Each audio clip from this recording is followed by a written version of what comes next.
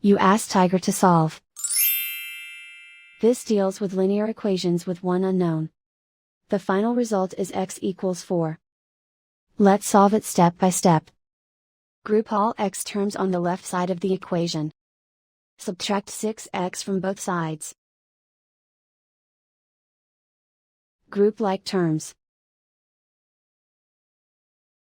Simplify the arithmetic. Group like terms. Simplify the arithmetic. Group all constants on the right side of the equation. Subtract 5 from both sides. Simplify the arithmetic.